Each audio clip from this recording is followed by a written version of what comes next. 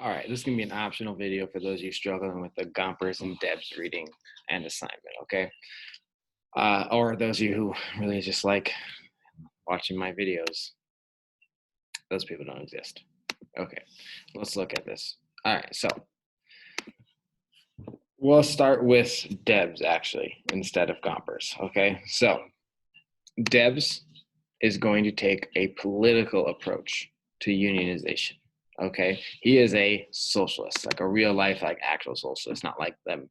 Oh, they're socialists. They're gonna take away your property. No, he actually wanted to do that. Okay, and he's gonna end up going to jail in World War I for being a socialist. It's quite the story. Anyway, so Debs, right, is gonna talk to you about his upbringing in Indiana. Okay, he's a part of the American Railway Union, which had the strike against the Pullman Company of Chicago. Now, if you did the assignment yesterday, that should ring a bell, right? He's a part of this Pullman strike. Okay.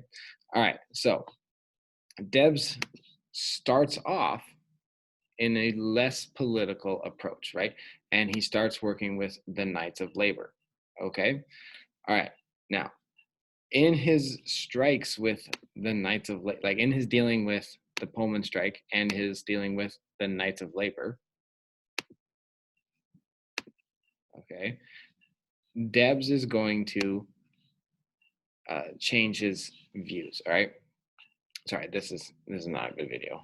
Oh well, I'm gonna keep it. All right. So, in that strike, he realized that trade unions, those are unions of only skilled workers, right?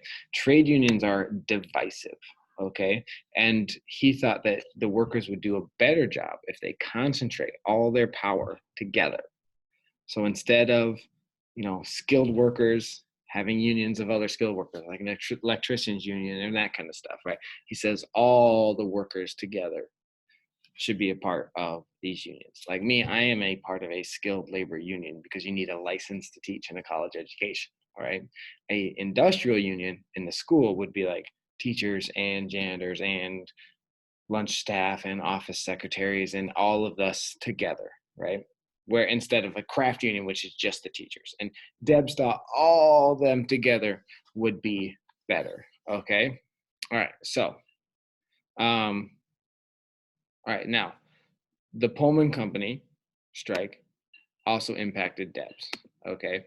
So he saw that federal troops coming in and federal injunctions and federal orders, right, were stopping strikes. That's what we learned about yesterday, all those strikes that were ended by the federal government. Okay. So he thought, all right, trade unions, they're not going to be able to get anything done.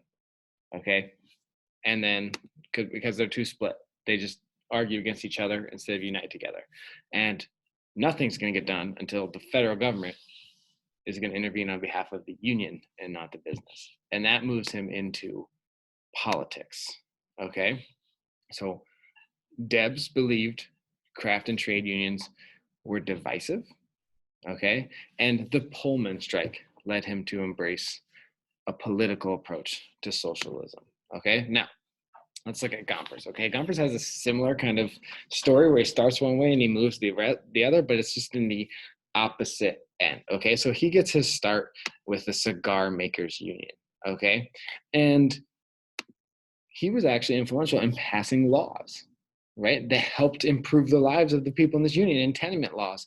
And then the Supreme Court of New York overturned those laws, right? And just like any good superhero, they have an origin story, and that's his. And he says, you know what? What's the point of making political gains if they can just be changed later on? But if you make money, that money's yours forever. So Gompers moves into what we call a bread and butter unionism approach. Okay, so first, trade unions, right? Restricts membership and only into skilled. All right, this way, they could just focus on like taking their skills and like themselves and improving life for them, right? They're not trying to do this whole worldwide revolution or one big happy and family like the industrial workers of the world. It is only them, right?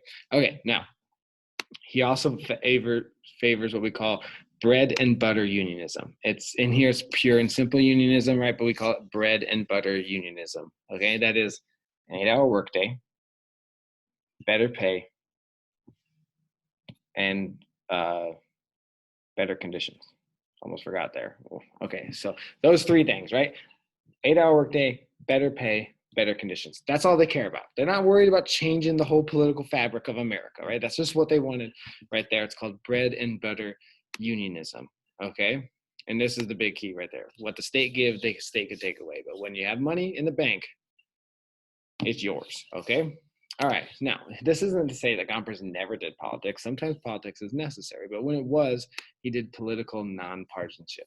That just means, like, I don't care which party you're in. We'll work with Democrats or Republicans. Are you going to help us pass what we want passed, right?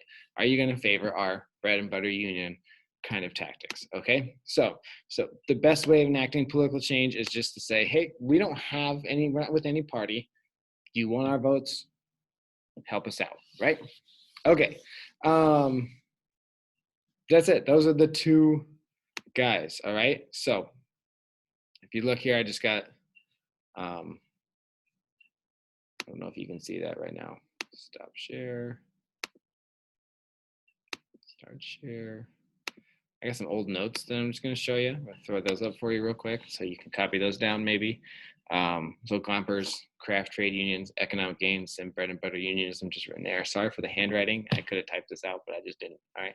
So it's all the things I said in the video already. Okay. Closed shops. He favored those. It's just where businesses can only hire union workers. Okay. That's not really that important. You don't need to write that. Just get that out of here. Okay. And then Debs favored industrial unions. He thought political gains were the same as getting economic gains, right? And he favored socialism now. There are unions, right? The AFL, the American Federation of Labor, it's a trade union run by Samuel Gompers, and the IWW, or the Industrial Workers of the World, also known as the Wobblies, was an industrial union run by Eugene Debs. If you want to know why it's called the Wobblies, they don't know either. I tried Googling it on their website. There's a number of theories, but that's what we call the Wobblies. Okay, so those are the Gompers Debs notes right there, real quick. If you have any questions, feel free to shoot me an email. Thanks for watching to the 2 of you that did.